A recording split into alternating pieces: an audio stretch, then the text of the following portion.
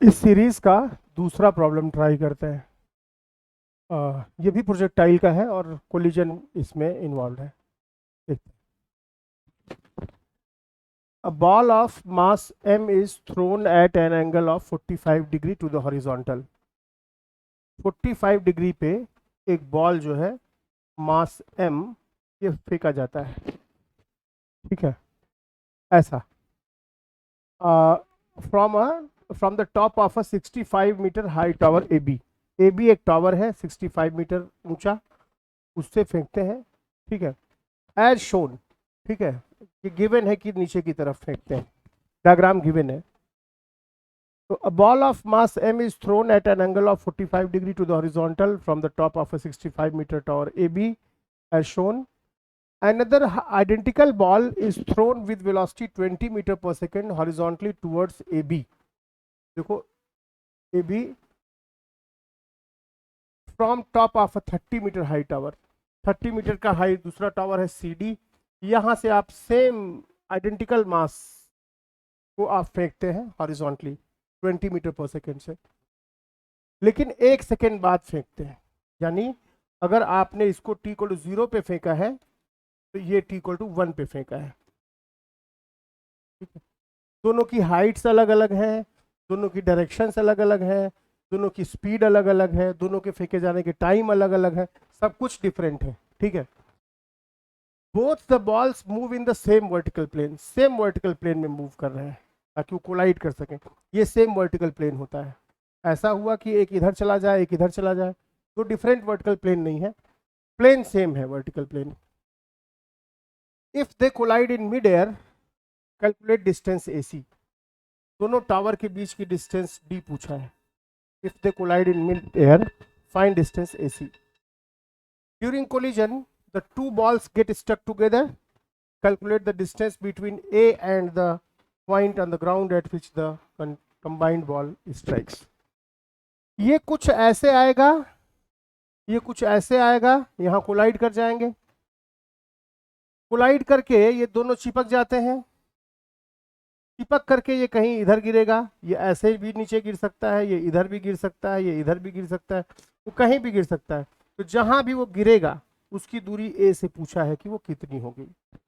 दो बॉल्स हैं, दोनों के मासेस आइडेंटिकल हैं, दोनों की हाइट्स अलग अलग हैं, दोनों की डायरेक्शंस अलग अलग हैं, दोनों की स्पीड अलग अलग है। ठीक है ना, आपसे पूछा है कि जो है वो कहाँ पे कोलाइड करेंगे। ठीक ना, अगर वो कोलाइड करेंगे तो डिस्टेंस AC पूछा है, अगर वो कोलाइड करते हैं तो दोनों के बीच की डिस्टेंस पूछा है, और कोलाइड करने के बाद जहाँ गिरेंगे वो डिस्टेंस पूछा है A से। बहुत ही खूबसूरत प्रॉब्लम है, दो तरीके से कर सकते हैं इसको। ठीक है, मैं शुरू करता हूँ कैसे क्या सोच सकते हैं। ठीक है, देखिए ये जो है टावर है AB, ये टावर AB है, ये टावर CD है। वेलोसिटीज को आपने तोड़ दिया, 10√2 को आपने तोड़ा तो ये वेलोसिटी आ गई 10 मीटर पर सेकेंड, और ये वेलोसिटी आ गई 10 मीटर पर सेकेंड। ठीक है, और ये वेलोसिटी तो थी ही, ये वेलोसिटी थी 20 मीटर पर सेकेंड। ठीक है, ये वेलोसिटी थी 20 मीटर पर सेकेंड। ये डिस्टेंस था 65 मीटर, ये डिस्टेंस था 30 मीटर। आपसे पूछ रहा है कि ये कोलाइड कर रहा है, अगर ये ऐसा कुछ आएगा और ये ऐसा कुछ आएगा, ये कहीं कोलाइड कर गए, तो बताओ AC कितना है। ठीक है, निकाल लेते हैं। मैं मान लेता हूं कि ये जमीन से H ऊंचाई पे टकरा जाते हैं। बहुत सिंपल प्रॉब्लम है, बहुत सिंपल प्रॉब्लम है। आपको ख्याल रखना चाहिए कि किसी भी प्रोजेक्टाइल मोशन को आप इधर से लाइट डालिएगा तो उसकी शैडो का मोशन ऐसा होगा। तो हमें प्रोजेक्टाइल की बजाय वर्टिकल मोशन की स्टडी करते वक्त उनके वेलोसिटी कंपोनेंट को देख लेना चाहिए। ठीक है, तो टाइम वगैरह की सारी चीजें वेलोसिटी कंपोनेंट से ही निकलेंगी, वर्टिकल कंपोनेंट से ही निकलेंगी। ठीक है, ऐसा है। चलिए, तो मैं एक काम करता हूं,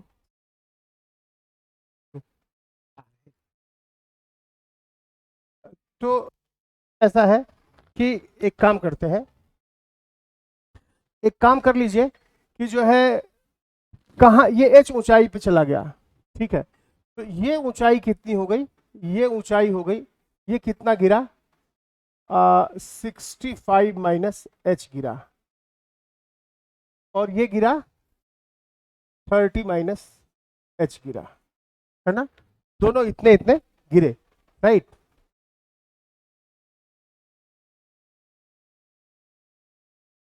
ठीक है, तो ये जो है इसके लिए आप इक्वेशन लिखेंगे वर्टिकल, राइट, कि 65 माइनस h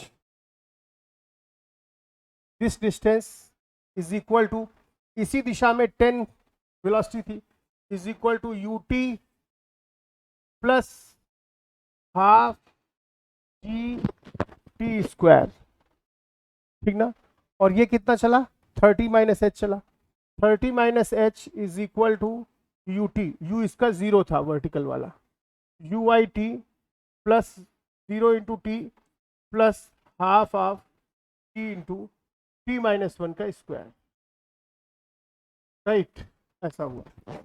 ये अगर टी टाइम चला, ये टी माइनस 1 टाइम चला, है ना, क्योंकि ये 1 सेकेंड बाद फेंका गया है, ठीक है, तो 65 माइनस एच ये चला और 30 माइनस एच ये चला, इसका यू आई 10 था जो काम का है, इसी के कारण ये चला है और इसके कारण ये चला है, ठीक है, तो यहां पे आपको टी निकालना पड़ेगा, इसमें से इसको सब्ट्रैक्ट कर दो मेरे भाई, ये आ गया 35, एच तो उड़ गया, is equal to 10 T plus by 2 into T square minus T minus 1 का स्क्वायर, ये आ गया 35 टी, जी बाई 2 तो 5 हो गया, 5 दूना 10, 5 सते 35, 7 is equal to 2 t plus ये a plus b, t plus t minus 1, t minus 1 into a minus b, t t उड़ गया, 1 बचा, ठीक है, तो यहाँ पे सॉल्व करते हैं, तो ये आ जाएगा 7 is equal to T plus minus 1, ठीक है, इधर चला आएगा 4t is equal to 8, t is equal to 2 second बाद वो कोलाइड करेंगे, ये 2 सेकेंड चला होगा और ये 1 सेकेंड चला होगा, ठीक है, इतने देर बाद कोलिजन होगा। पूछा है AC कितना होगा, अब देखो इस कंपोनेंट के कारण ये दूरी चला है कितना, ux इंटू टी, ux कितना था इसका 10, t कितना था 2, ये तो हो गई दूरी 20 मीटर, और ये जो दूरी चला है वो इस कंपोनेंट के कारण चला है, इस कंपोनेंट के कारण इस वेलोसिटी से इतनी देर तक चला है 1 सेकेंड तक, तो 20 इंटू टी फिर हो गया 20 मीटर, तो इनके बीच की डिस्टेंस हो गई 40 मीटर, राइट, 20 मीटर ऐसे और 20 मीटर ऐसे, आंसर आ गया आपका भैया AC तुम्हारा जो है 40 मीटर है, और देख रहे हो ठीक बीचों बीच टकरा रहा है, ठीक बीचों बीच टकरा रहा है, फिर से मैं दोहरा दूं, सिंपल h ऊंचाई पे मान लिया मैंने कोलाइड किया, ठीक है, तो ये 65 माइनस एच गिरा और ये 30 माइनस एच गिरा, इसका ui पता था 10, इसका ui पता था 0, सिंपल हमने ये फार्मूला लगाया, y is equal to u y t plus half of, तो y कितना हुआ इतना, 65 minus H is equal to y कितना था 10 plus half G T square, इसी तरह यहाँ भी वही फार्मूला लगाया, इसमें से इसको सब्ट्रैक्ट किया, सॉल्व किया, t आ गया, उस t में इस हॉरिजॉन्टल वेलोसिटी का मल्टीप्लाई किया तो 20 मीटर आ गया, और ये 1 सेकेंड तक चला, इस वेलोसिटी में इससे मल्टीप्लाई किया तो 20 मीटर आ गया, टोटल 40 मीटर आ गया, ठीक है, असली खेल शुरू होता है अब, ठीक है, वो कह रहा है वो कोलाइड कर गए, चलिए कह रहा है कोलाइड कर गए, ये जो है 65 मीटर है, पार्टिकल यहां आ गया, जब यहां आया इसकी वेलोसिटी यहां पे कितनी थी, यहाँ पे कितनी थी 10 और यहाँ पे कितनी थी 10 मीटर पर सेकेंड ऐसे थी, 10 मीटर पर सेकेंड ऐसे थी, यहाँ आने पे इसकी वेलोसिटी क्या रही होगी 2 सेकेंड बाद, 2 सेकेंड में x वाली वेलोसिटी तो देखो हमेशा वही रहेगी, 10 मीटर पर सेकेंड ही रहेगी x वाली वेलोसिटी, y वाली वेलोसिटी बढ़ जाती है gt, 1 सेकेंड में 10 बढ़ती है, g कितना है 10 मीटर पर सेकेंड स्क्वायर, तो मतलब क्या हुआ, 10 मीटर पर सेकेंड, यानी वेलोसिटी 1 सेकेंड में कितना बढ़ रही है, 10 बढ़ रही है। शुरू में कितना थी, 10 थी, तो 2 सेकेंड में 20 और जुड़ जाएगी, तो ये वेलोसिटी कितनी हो जाएगी, 30 मीटर पर सेकेंड हो जाएगी। दूसरे वाले को सोचो, इसका क्या रहा होगा, इसका ये वेलोसिटी कितना रहा होगा, 10 ही रहा, सॉरी ये तो 10 था, 10 ही रहा होगा। और 1 सेकेंड बाद ये वेलोसिटी 0 थी, 1 सेकेंड में ये भी बढ़ के 10 मीटर पर सेकेंड। ठीक है, तो भाई ठीक है ना, जितने टाइम में अगर किसी की वेलोसिटी यहाँ 50 मीटर पर सेकेंड है, ठीक है, 3 सेकेंड बाद इसकी वेलोसिटी 80 मीटर पर सेकेंड होगी, जी की वैल्यू 10 है, तो 50 मीटर पर सेकेंड से फेंके, 3 सेकेंड में 30 और जुड़ जाएगा, हर सेकेंड पे वेलोसिटी में 10 का चेंज होता है। ठीक है, तो सेम डायरेक्शन में था, जी भी उसी डायरेक्शन में था, इसलिए जुड़ जाएगा। ठीक है, चलो अब मैं एक बात कह रहा हूं कि इसकी वेलोसिटी तो पता चल गई 10, जो 10 थी वही 10 थी, इस 10 में 20 ऐड हो गया तो 30 हो गया, ये 10 वही 10 रह गया, इस 0 में 10 ऐड हो गया तो 10 ऐसा हो गया। ठीक है, दोनों के मासेस सेम है। ठीक है, दोनों के मासेस सेम है। ठीक है, पूछा है अब ये कोलाइड करके एक हो जा रहे हैं, ध्यान दो, तो 30 10 ये कोलाइड करते वक्त क्या हुआ कि वेलोसिटी ये वाली 30 मीटर पर सेकेंड थी और ये वाली 10 मीटर पर सेकेंड थी, और इसका ये 10 मीटर पर सेकेंड था और ये भी 10 मीटर पर सेकेंड था। कोलाइड करते वक्त मास उनका सेम है, एग्जैक्टली mm है। तुम्हें पता है न्यूटन का दूसरा नियम कि F, ठीक है, F external is equal to dp by dt। जिस डायरेक्शन में नेट फोर्स 0 होता है उस डायरेक्शन में लिनियर मोमेंटम कंजर्व होता है, वेक्टर कांस्टेंट ये कंजर्व होता है। यहाँ पे तुम x में तो कोई फोर्स लग ही नहीं रहा है, ठीक है, इसलिए x में तो लिनियर मोमेंटम कंजर्व है ही। ठीक है, दूसरी बात, y में फोर्स जरूर लग रहा है mg, लेकिन mg वगैरह बहुत हल्के फोर्सेस है, क्षुद्र फोर्सेस है, ये इंपल्सिव फोर्सेस नहीं है, तो उसको तुम नेग्लेक्ट कर सकते हो। तो एक एक्सटर्नल फोर्स लगने के बावजूद भी हम लिनियर मोमेंटम को y डायरेक्शन में कंजर्व कराएंगे, बिकॉज वो बहुत छोटे फोर्सेस हैं। ठीक है, पी वाई भी कंजर्व होगा। ठीक है, अब क्या होगा, देखो मान लो दोनों m और m मिलके खैर नया मास 2m बन जाएंगे, 2m बन जाएंगे। ठीक है, देखो नीचे तो जाएगा ही जाएगा, कुछ वेलोसिटी v1 पा जाएगा, v2 पा जाएगा। लिनियर मोमेंटम किधर ज्यादा है, देखो ध्यान से, लिनियर मोमेंटम m10 इधर हो गया, लिनियर मोमेंटम तो 10 10 दोनों था, क्या वेलोसिटी सेम थी, नहीं इसकी 20 थी शायद, इसकी वेलोसिटी शायद 20 थी, हाँ ये 20 मीटर पर सेकेंड था। तो यहाँ एक करेक्शन करते हैं, ये 20 था ना, तो ये 20 रह गया, ऐसा है। ठीक है, और यहाँ पे ये 20 था, तो हाँ अब ठीक, तो ये स्पीड इसकी 20 थी, 20 मीटर पर सेकेंड। तुम ध्यान दो, m और m मिलके 2m हो गया, नेट लिनियर मोमेंटम 2, नीचे की तरफ वेलोसिटी v2 होगी। इसका देखो लिनियर मोमेंटम किधर है, मास इंटू वेलोसिटी, 10m इधर, इसका मास इंटू वेलोसिटी 20m इधर, तो नेट लिनियर मोमेंटम इधर है, यानी पार्टिकल नेट इधर आएगा, है ना, इधर आएगा, फाइनली वो इधर आएगा, फिर वो ऐसे कुछ गिरेगा इधर की साइड, एक ही साइड गिरेगा। ठीक है, तो x में कंजर्व कराते हैं लिनियर मोमेंटम। ठीक है, क्या लिखोगे x में, m इंटू 20 लेफ्ट साइड। ठीक है, अगर तुम थोड़े और मतलब करो तो इधर की दिशा को प्लस मान लो, इधर को माइनस मान लो, तो इधर लिनियर मोमेंटम कितना है, minus m into 10, m into -10 linear momentum इधर की तरफ, सॉरी +10 इधर की तरफ, और इधर की तरफ माइनस प्लस m इंटू -20 बराबर इधर की तरफ 2m इंटू -v1।